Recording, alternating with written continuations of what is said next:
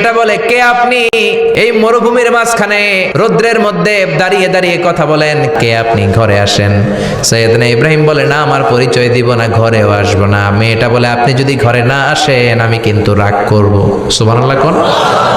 জোর করে ঘরে নিলেন, শরবত খাওয়ালেন, খেজুর খাওয়ালেন, রুটি খাওয়ালেন, মাংস খাওয়ালেন।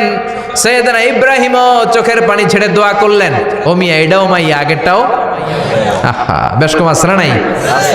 সৈয়দনা ইব্রাহিম মাথায় হাত বুলিয়ে দিয়ে দোয়া করলেন আর বললেন, তোমার স্বামী যখন বন থেকে ফিরে আসবে, ফাকরাই আলাইহিস সালাম, তোমার স্বামীর একটা সালাম দিবা, ইয়ার বলবা ঘরের দরজার নতুন চৌকাঠ যেন জীবনেও না পাল্টায়। সৈয়দনা ইব্রাহিম ওনার ছেলে ইসমাইলরে দেখতে গেলেন। অনেক দিন পরে দেখতে গেলেন। ওই দিন বাড়িতে সৈয়দনা ইসমাইল বাড়িতে নাই, বনে গিয়েছে শিকার করার জন্য। বাড়িতে সৈয়দনা ইসমাইলের বিবি সৈয়দনা ইব্রাহিম ঘরের দরজার বাইরে থেকে সালাম দিয়ে বললেন, আসসালামু আলাইকুম। ভেতর থেকে কর্কশ গলায় একটা মেয়ে সালামের উত্তর দিয়ে বলল, ওয়া আলাইকাস সালাম। গলার মধ্যে কোনো মায়া নাই, মহব্বত নাই। জিজ্ঞেস করলো সৈয়দনা ইব্রাহিম, মা কেমন আছো? কাইফা হালুকি ইয়া উম্মি। মেয়েটা কয়, বেশি সুবিধার না। তোমাদের খাওয়া দাওয়া কেমন চলে? ভালো না। তোমার জামাই কই? বনে গেছে। এবার মেয়েটা বলতেছে, আমনে কেডা? সৈয়দনা ইব্রাহিম বলে, আমি কে চিনবা না? ইদা জা যাওজুকি মিনাল গাবা, স্বামী যখন বন থেকে ফিরবে, ফাকরাই আলাইহিস সালাম, তোমার স্বামীর একটা সালাম দিবা। ওয়া মুরিহি আন ইয়াগাইরা আতাবাতা বাবিহি, আর বলবা ঘরের দরজার চৌকাঠটা যেন তোমার স্বামী পাল্টে দেয়। এই কথা বলে বুখারীর বর্ণনা। কিসের হাদিস? বুখারীর হাদিস। ইব্রাহিম চলে গেলেন। ইসমাইল আসার পরে বিবি বলতে আরম্ভ করছে, দুপুরবেলা একটা বুড়া আইছিল। বুড়া কে আইছিল? সৈয়দনা ইসমাইল বলে, কোন বুড়া আসছে? কি বলছে? বিবি বলে, আপনারে সালাম বলছে। ওয়া আলাইকুমুস সালাম। আর কি বলেছে? আর বলছে ঘরের দরজার চৌকাঠ যেন আপনি পাল্টে ফেলেন। এই কথা বলার পরে সৈয়দনা ইসমাইল চিৎকার দিয়ে বলে, ও কি করলি তুই? নিজের কপাল পুড়লি, নিজের কপালে নিজে কুড়াল মারলি। ও মিয়া, চোর বোঝে চোরের সিগনাল, পুলিশ বোঝে পুলিশের সিগনাল, নবী বোঝে নবীর সিগনাল, ঠিক কিনা? সেদিন ইব্রাহিম যা বলছে ইসমাইল আলাইহিস সালাম ধরে ফেলছে। ডেকে বললে, এটা বুড়া না, এটা তোর শ্বশুর, এইটা আমার বাবা ইব্রাহিম খলিল। আমার বাবা যা বলেছে, সিগন্যালটা তো গ্রিন সিগন্যাল না, এটা তো রেড সিগন্যাল, এটা তো বিপদ সংকেত। আমার বাবা যা বলেছে এর মানে হলো তোরে যেন আমি তালাক দেই।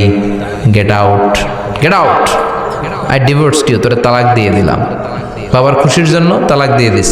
আপনার আব্বাও যদি আপনার বউরে এমনি তালাক দিয়ে ফেলতে বলে, দিবেন নাকি? আবার দিয়া ফেলেন, দিয়েন না, মুসিবত আছে। আপনার বাবাও বাবা, সৈয়দনা ইসমাইলের বাবা, ইব্রাহিমও বাবা, ঠিক কিনা? সৈয়দনা ইব্রাহিম মন গড়া কথা বলতেন না, আকাশ থেকে ওহী আসলে বলতেন।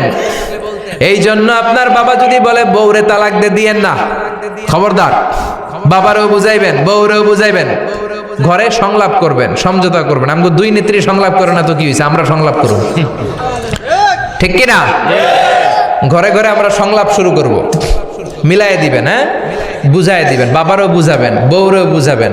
তালাক দেওয়ার ইসলামী যে সিস্টেম, এটাকেও মেনটেন করলে পৃথিবীতে কোনো তালাকই থাকবে না। ডিভোর্স রেট একেবারে কমে যাবে। এখন ঘরে ঘরে তালাক, ঠিক কিনা? তালাক দেওয়ার সিস্টেম হচ্ছে পঞ্চম স্টেপে যে তালাক, পঞ্চম ধাপে। প্রথম ধাপ হচ্ছে ফাইদুহুন্না, বউর সাথে ঝগড়া হইলে ফাইদুহুন্না, বউরে কক্সবাজার বেড়াইতে নিয়ে যাও, বসুন্ধরায় শপিং করে দিবা, নানির লইয়া ঘুরতে যাবেন যমুনা ফিউচার পার্কে, নানিরে বেনারসি শাড়ি কিনা দিবেন, কসমেটিক্সের বক্স কিনা দিবেন। এই জন্য বললো ফাইদুহুন্না, বেপরদায় চললে ওয়াজ করবেন, নসিহত করবেন। এই জন্য বউয়ের সাথে যদি ঝগড়া হয় তালাক না, ইসলাম প্রথমে বলছে ফাইদুহুন্না, ওয়াজ করেন, বুঝান, ঘুরতে নিয়ে যান, শাড়ি কিনে দেন।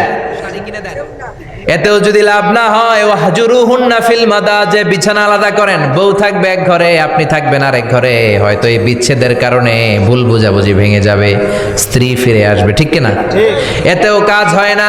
তারপরে আল্লাহ বললেন ওয়াদ্রিবুহুন্না, এবার একটু শাসন করেন। ঘুরতে নিলেন, কাজ হয় না, শাড়ি কিনা দিলেন, কাজ হয় না, রোম আলাদা করলেন, এরপরও কাজ হয় না, এরপর ওয়াদ্রিবুহুন্না, শাসন করেন। অনেকে এটার অর্থ করে বউরে পিটাও না, পিটানো না। বিশ্বনবী কোনোদিন বউয়ের গায়ে হাত দেয় নাই, ঠিক কিনা?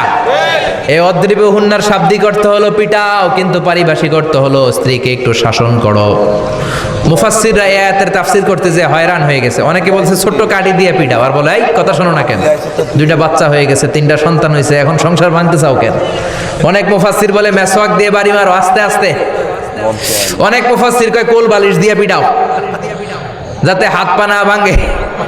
ঠিক কি না? ওয়াদ্রিবুহুন্না, শাসন করো। শাসনও যখন কাজ হয় না, তারপরে আল্লাহ বললেন ফাবাআসু হাকামাম মিন আহলিহি হাকামাম মিন আহলিহা। উভয় পক্ষের মুরব্বীরা বসবে, মিলায় দেওয়ার চেষ্টা করবে। এতও কাজ হয় না, 4টা স্টেপ শেষ, 5ম স্টেপে তালাক। তাও রাগের ছোট যে আমরা বলে দিই 3 তালাক 22 তালাক, এভাবে না। তালাক 2 ধরনের, তালাক সুন্নি, তালাক আল বেদঈ। একটা সুন্নতি তালাক আর একটা বেদাতি তালাক। বেদাতি তালাক দেয়া যাবে না, সুন্নতি তালাক দিবেন। মানে প্রতি মাসে একটা। আপনার বউয়ের যখন মাসিক হয় না, যখন পিরিয়ড হয় না, আপনার বউ যখন সুস্থ আছে, ক্লিন আছে, তখন 1 তালাক। 1 মাসের মধ্যে ফিরে আনার সুযোগ আছে না নাই? 1 মাস পরে দিবেন 2য় তালাক। 2য় মাসেও ফিরে আনার সুযোগ আছে না নাই? ঘরে রাখবেন, হয়তো বিবিরে দেখে আপনার মনে ভালোবাসা জমবে, বিবির মন নরম হয়ে যাবে, বিবিকে ফিরে আনা যাবে। 3য় মাসে 3 তালাক যখন দিবেন, আর ফিরে আনার সুযোগ নাই। এটাকে বলে আত-তালাক আল বাইন আল বাইনুনা। এরপরে আর ফিরে আনার সুযোগ নাই। এই প্রসিডিউরগুলো যদি মেনটেন করেন, তালাক হবে? তালাক হওয়ার সুযোগ আছে? এজন্য এগুলো মেনটেন করে তালাক দিবেন, ডিভোর্স রেট কমে যাবে। ওমরে ফারুকের জামানায় এক লোক তার স্ত্রীকে 100 তালাক দিছে। কয় তালাক? এরকম ডাকাত বাংলাদেশও আছে না নাই? 100 তালাক দিছে। এখন ওয়াইফ যে ওমরে ফারুককে বিচার দিছে, ওমরে ফারুক বলল তোমার হাজবেন্ডকে ডেকে আনো। ডেকে আনা হলো, কিরে কয় তালাক দিছস? কয় 100 তালাক। দিবি 3 তালাক, 100 তালাক দিছস কেন? কয় মেজাজ গরম আছিল। ওমরে ফারুক বলে ঠিক আছে, বিচার হলো 3 তালাকে তোর বউ তালাক, বাকি 97 তালাক এখন তোর পিঠে পড়বে। সুবহানাল্লাহ পড়েন। এরকম যদি মাইট দেওয়া যেত জায়গা মতো, সব তালাক বন্ধ হয়ে যেত। চিল্লায় বলেন ঠিক কি না?